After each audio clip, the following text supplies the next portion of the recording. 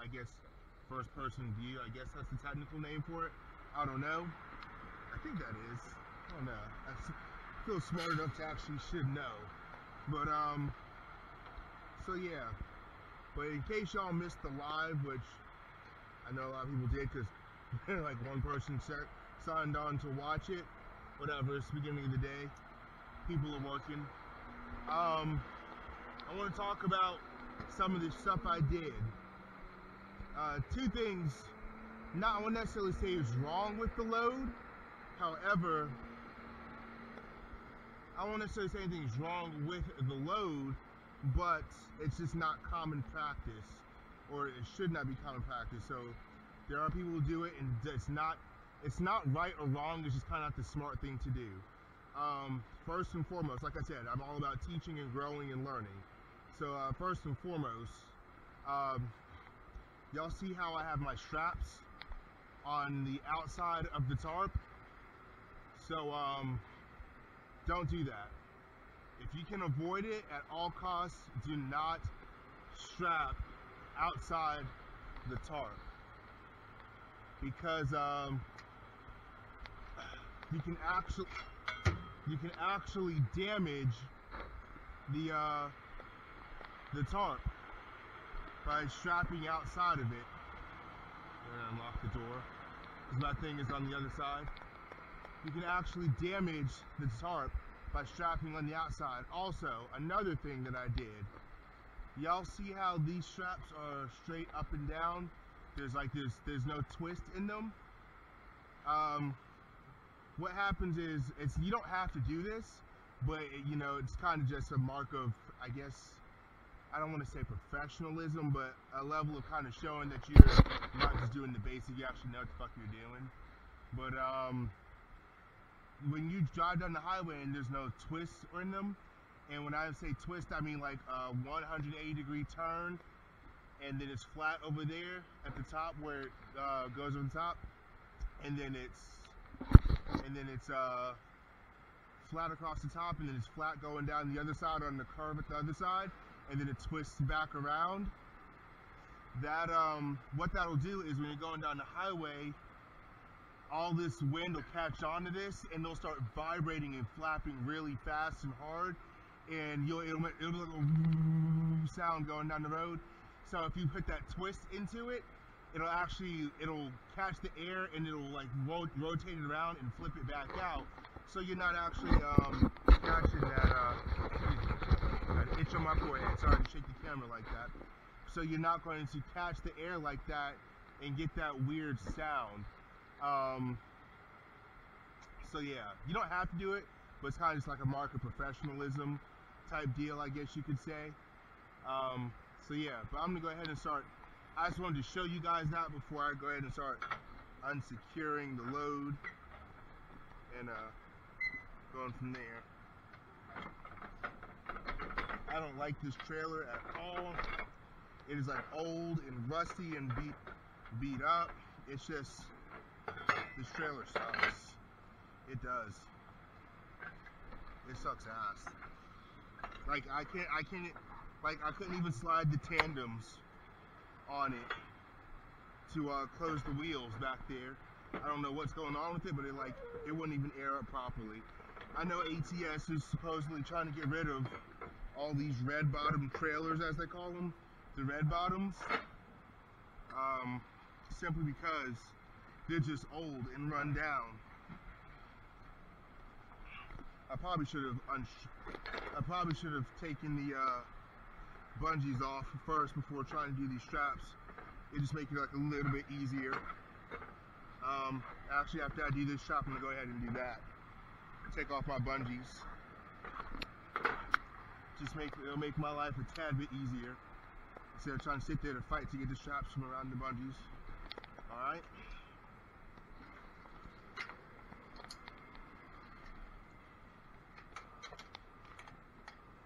Another day in the life of a flatbedder.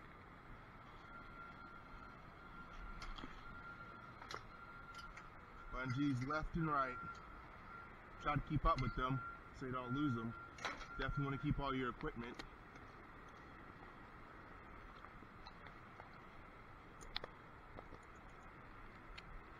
Oh, while I'm working, shout out to several subscribers, Bruce, Andrew, and Eric. If y'all remember, I actually did a video. Andrew and I did several videos together. He was one of my students, and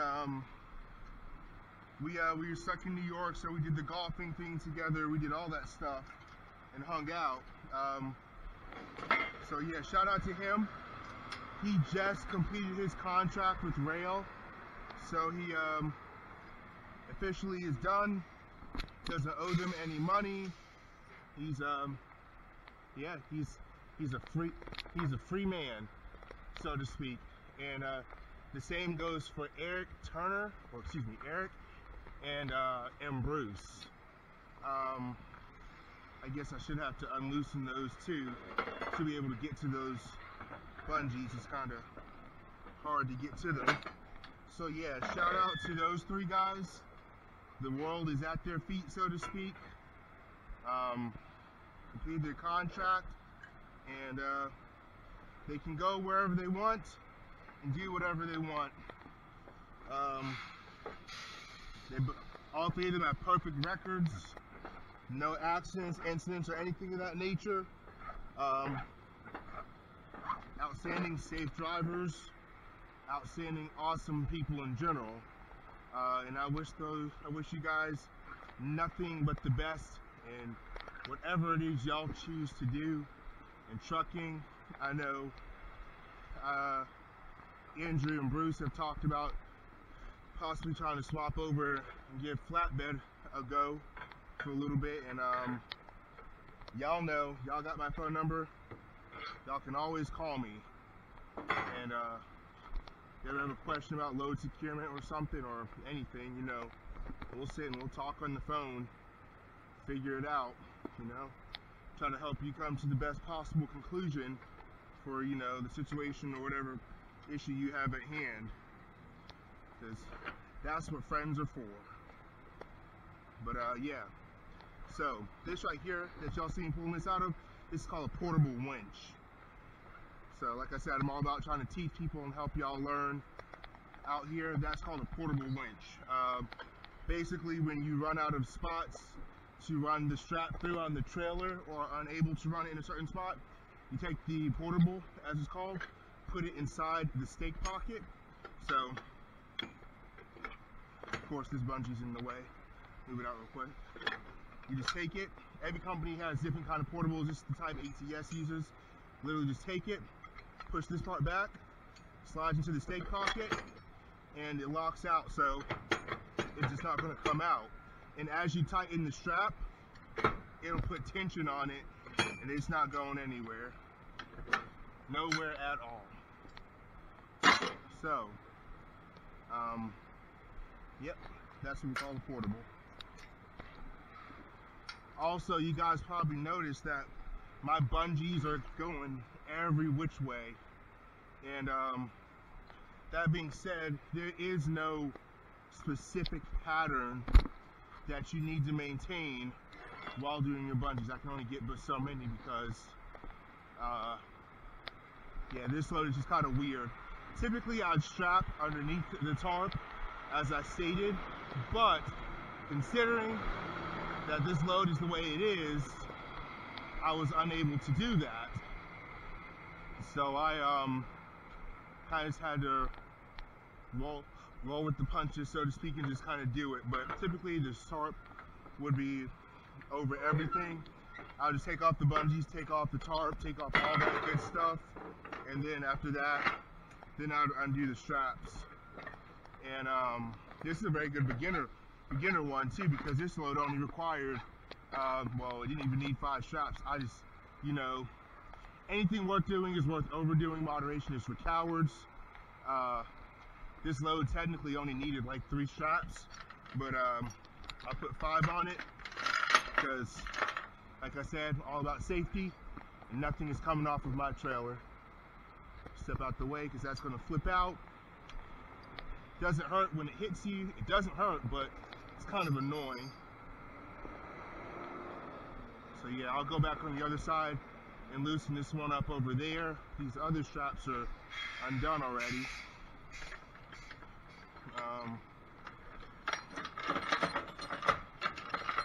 So yeah.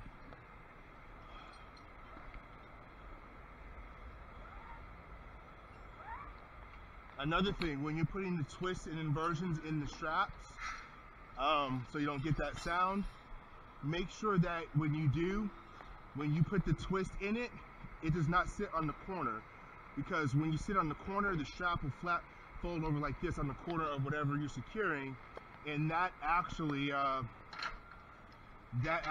decreases the will, which is will, WLL, which stands for working load limit. That actually will decrease the will of the said strap. So you don't want to decrease the will, because then you're altering how you should secure a load, because you might have calculated it for so much securement, but decreasing the will is going to make you have to put more securement. But you know, y'all can put two and two together. You know, there are two types of people in this world: those who can extrapolate from incomplete data, and that's that. Only math nerds are going to get that joke. Math nerds are going to get that one. So yeah, but alright. Almost done. I'm doing the tarps and stuff. This wasn't a hard tarp job. Very simple, actually. Nothing complex or weird or anything at all. It was pretty basic. Like nothing complex about it at all. It's a pretty square object, so I'm not going to say what the object is that's underneath here in this crate. It's a pretty important object, and it's actually down here at the forwarder in Laredo, which, if you're familiar with Laredo, it is on the border of Texas and Mexico at the bottom of I-35, and this load is actually going into Mexico. I'm not taking this particular one into Mexico. That's why I'm here at the forwarder. Typically what I would do is they would inspect it, and then I would just drop the trailer, take all my securement devices off, and then just bobtail back to the Laredo yard, because ATS has a terminal out here for Laredo. Bobtail over there back to the yard and get my next load assignment. But this one is not like that. They're unloading me here.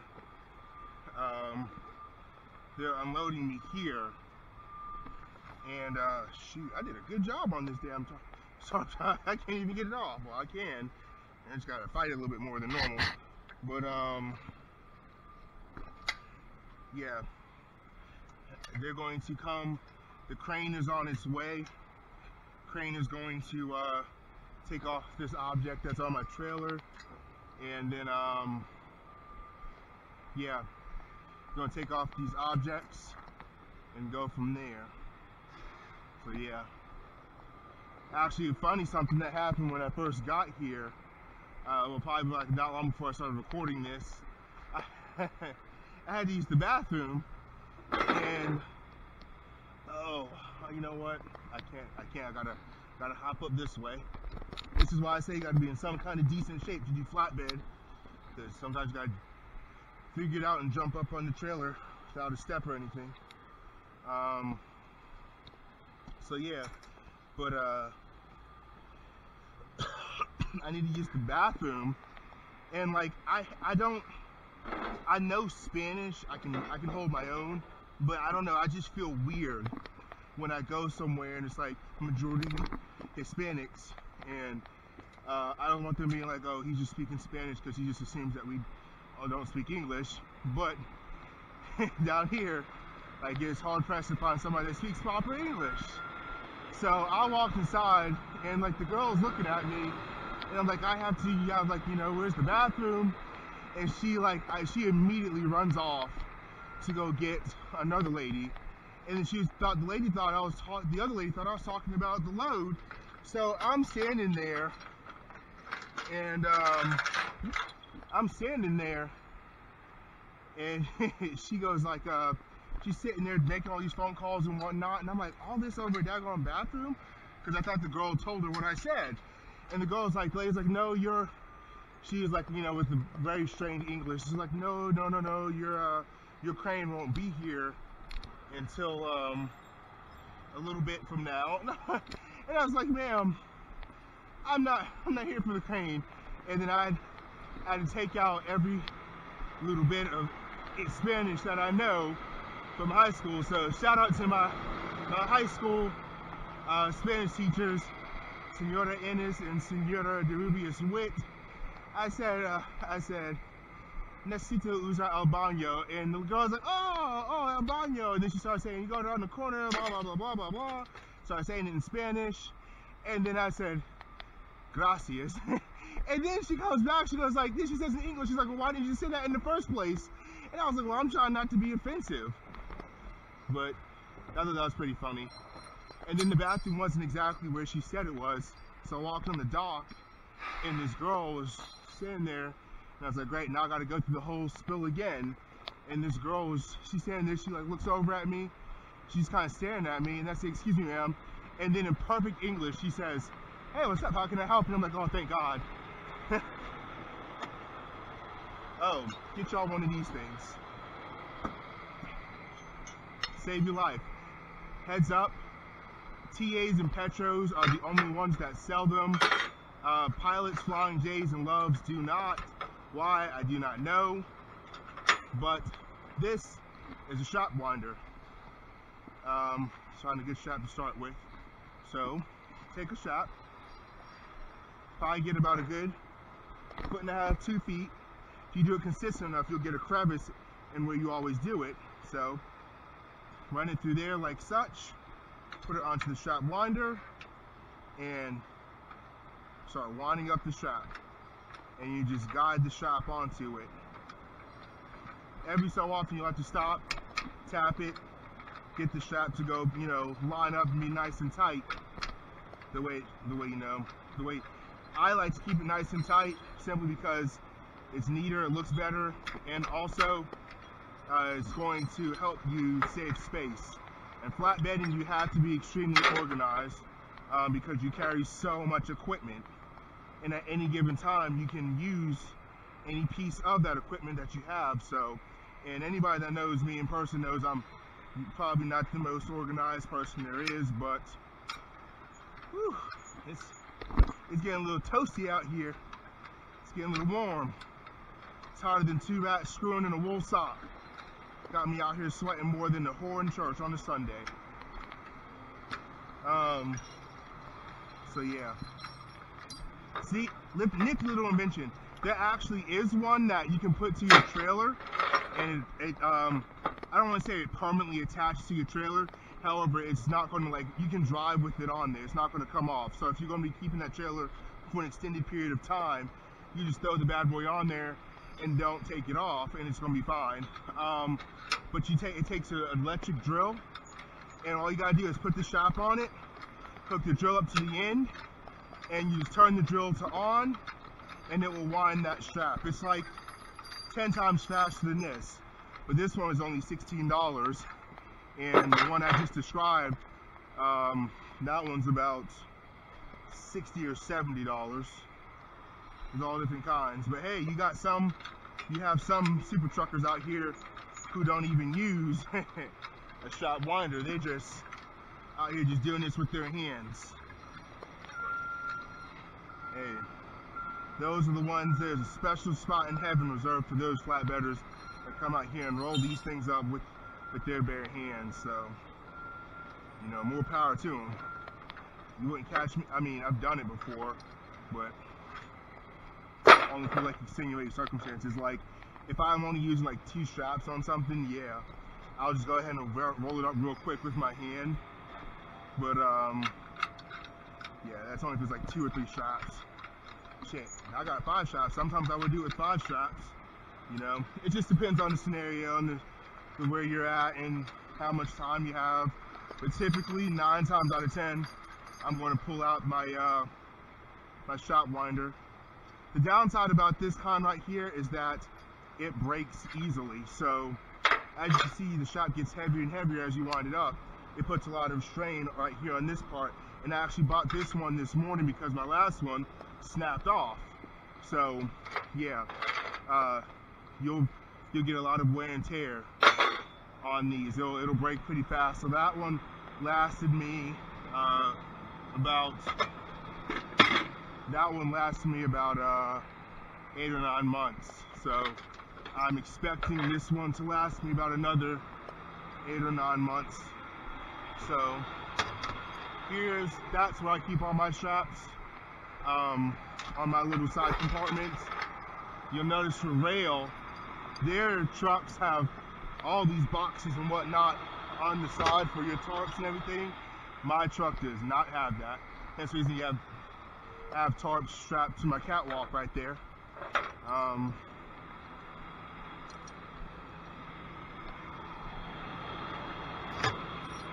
yeah, this is backing right next to me.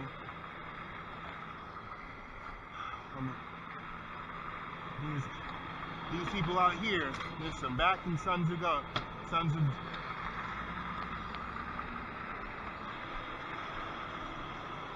back right here about D30. He's smart. He's got his tandems all the way to the rear, so it eliminates that overhang. So yeah, you need me to spot you, I can. Okay. So I don't know. I think he's about to slide his wheels forward. Yeah, I mean, it's pros and cons. If you have your wheels to the rear, you don't have to worry about that overhang from the trailer, but your wheelbase is a lot longer, so it takes your trailer more time to turn. But if you have your tandem slid all the way forward like he just did, you can turn the trailer very, very, very fast. So I don't know what he's aiming for. I think he's trying to go for door 30. So watch how fast his trailer will be able to turn. But he's got to wait to start turning until the wheels get to a certain spot on my truck. Because if he turns too early, he can hit the truck with the back of the trailer. So you keep on going, you keep on going. He's got it. He's got it. All right. Looking good. He cleared that bad boy easy. You see how easy he was able to do that? You flip the wheels forward, and you can get a much tighter, faster turn, and you have less overhang. So now you can pull forward, go ahead and back into the door, and just keep on seesawing it backward and forward. The spots out here are very tight out here in Laredo. So this guy, obviously, he's good at what he does, based off of how fast y'all just watched him back his trailer into the spot. He's obviously a good driver. I just wanted to spot him. He didn't even need me, but you know, I'm gonna help him because you know that's what I do. It's the right thing to do. So I'm gonna go ahead and pull my tarp off.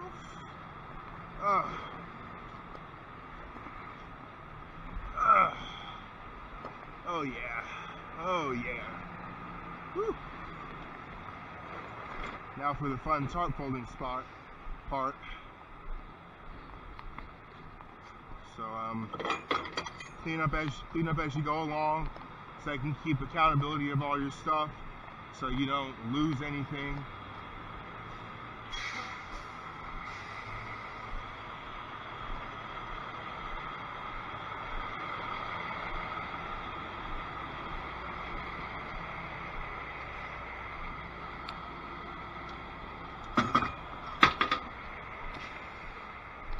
Go ahead and throw in this last two chains right here.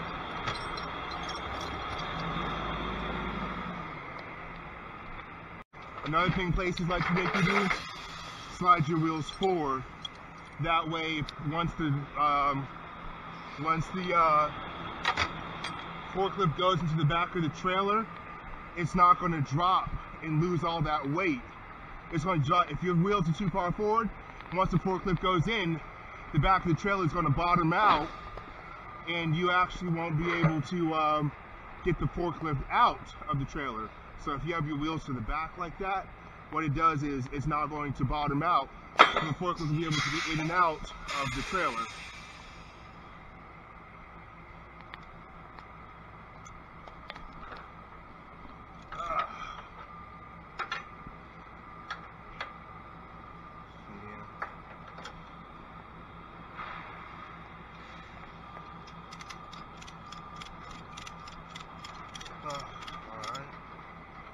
And do that part right here. Take this, take this.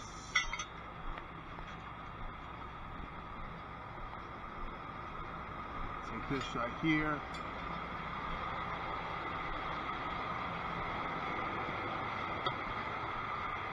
Throw it right there. Put this back inside of here so I don't lose it or get it stolen. Because Laredo is a godless, lawless country. It's like its own thing. What's up, hon?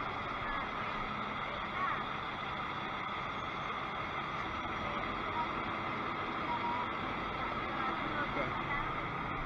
Alright. So that's the crane over there, apparently. So my timing was impeccable to get all this stuff taken off, because that appears to be the crane that's going to get this big old thing off my trailer. Look at that. Well, I'm a smart guy. If I do say so myself. That's the crane, that's the forklift to get that off?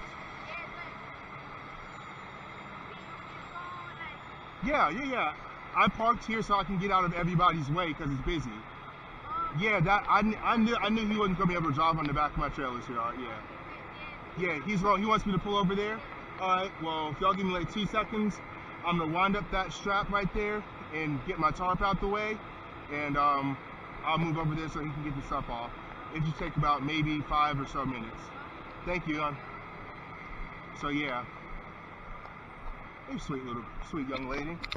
I don't want to say little girl because obviously she's a grown-ass adult working here, but she's a very sweet young lady. God, I sound like an old man. Sweet young lady. I sound like an old man. Yes, ma'am. Huh? Which way? You want the truck to face that way, or you want my truck to face towards the gate? Okay, I got you. Thank you, hon. So yeah, seems like a nice young lady. I don't know shit about her, but she seems nice enough. Whatever. So let me go ahead and go do a little bit of turbo mode. I'm going to keep 2 regular size bungees for my tarpa, and you will see how that comes in handy in a few minutes. So now I'm going to take the rest of my bungees. This is how I do my bungees. Take the rest of them, set them like this. Bungees seem to like catch on to everything except what you're trying to get them onto. Like, I swear to you, it's so crazy how they do that. It's like they can sense that what you want them to go on, but it's like they won't do it. Okay, so watch this. Might be teaching a future flatbedder a new trick or something, I don't know. And all those people over there doing their thing, so I'm gonna sit over here, do my tarp and bungee real quick and see out of everybody's way. I hope nobody's trying to back into door 28, because my tarp is just kind of just sitting there, and I don't want to be that guy. Now, got them laid out. Voila. Now, bungees are held together.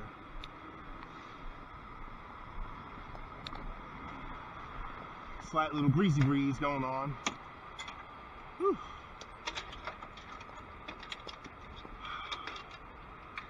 Alrighty. Oh.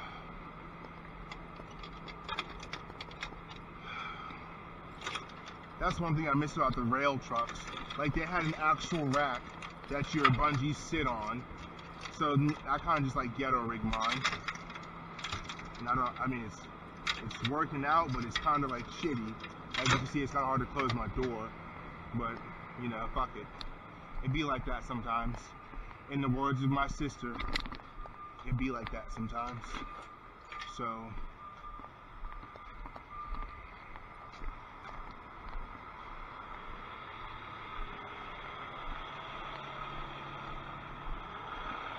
so crane is down there.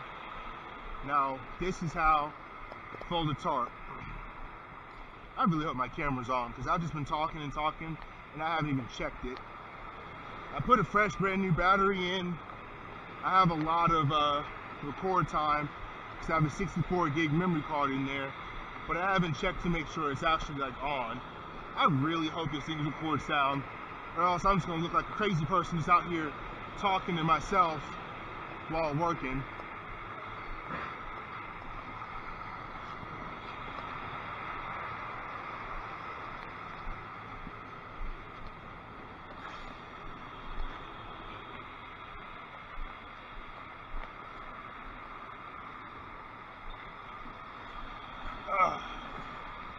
Step 1, establish proper layout of the tarp. I don't have much room right here, so I'm going to pull it up some. The whole kit and caboodle, it's got to come up a little bit.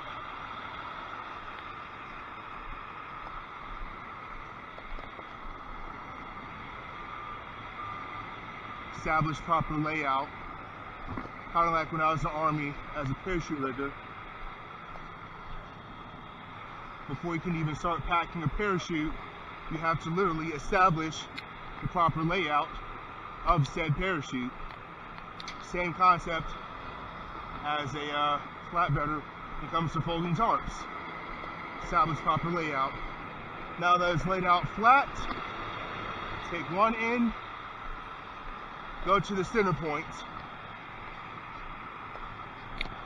Take the other side, meet at that center point.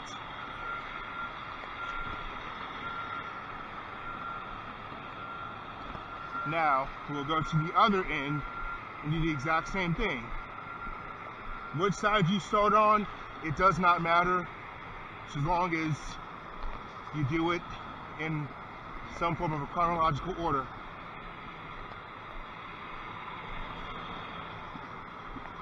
Whew. You want it to meet up in the middle, so avoid them from overlapping if you can. Do not let them overlap. It will hurt you later on trying to roll the bad boy up if they are overlapping. Now, repeat first step.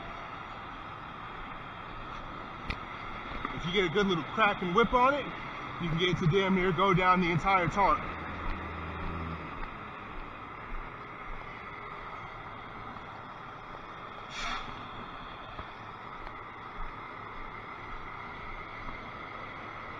And I just broke my cardinal rule about going in chronological order because I didn't even do this side.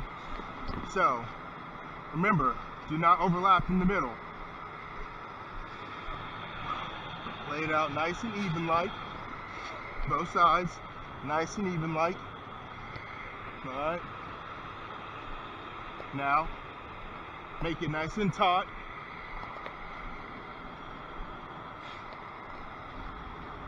Now, which side you fold over, right over left, left over right, don't fucking matter, it's the same thing.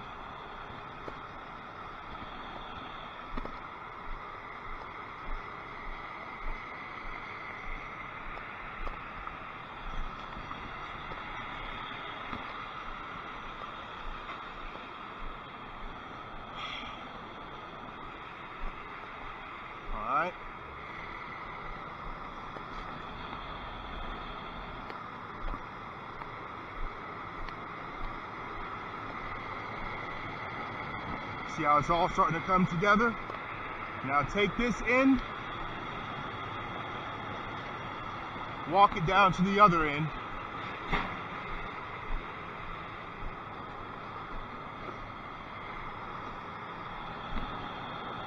Now remember those 2 bungees I had from before? Check this shit out.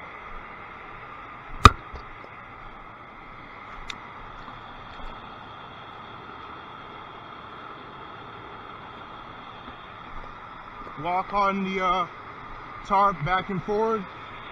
Get any kind of air bubbles out, any D-rings that are sticking up, get them to level out and lay down flat. Now, once you do that, you begin the rolling process. Pinch it nice and tight as you can. This is not my best roll job, but whatever, I'm in a rush now. And knees on it, so keep it nice and flat. Roll up another pinch, knees on it, and just continue rolling in that said fashion. Try to continue down in a straight line so you do not cinnamon roll the tarp, meaning you'll have one end that's fatter than the other. Everybody's eating a cinnamon roll, at least if you're fat like me, you have. Yeah, whereas not to cinnamon roll the tarp.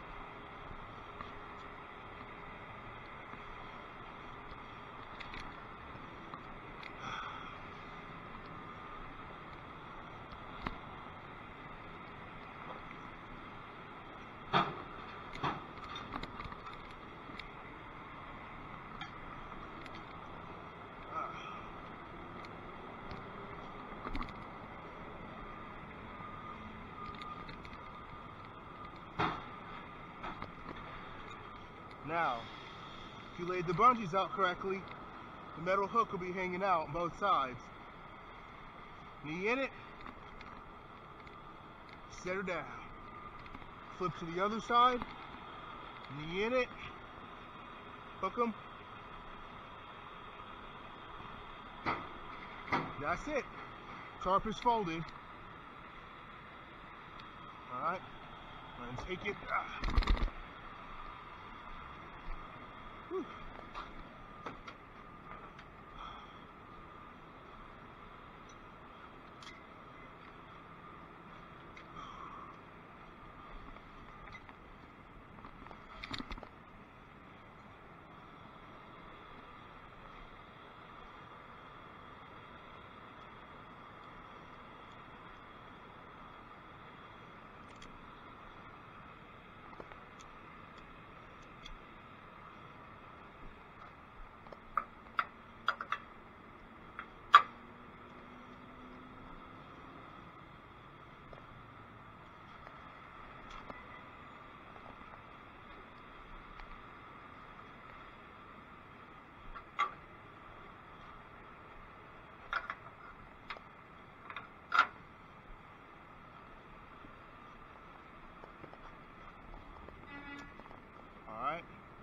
Before I start ratcheting it down, I'm going to roll up my excess strap that I have, just kind of here.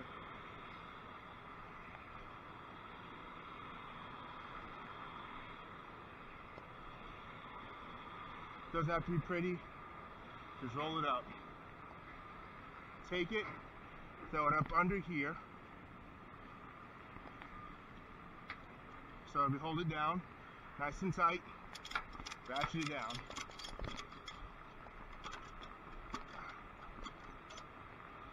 And done and done. Throw a bungee over here. Call it a day.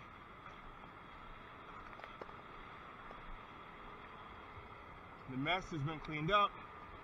Everything's been put away the way it should be. Now we're going to pull over to get unloaded.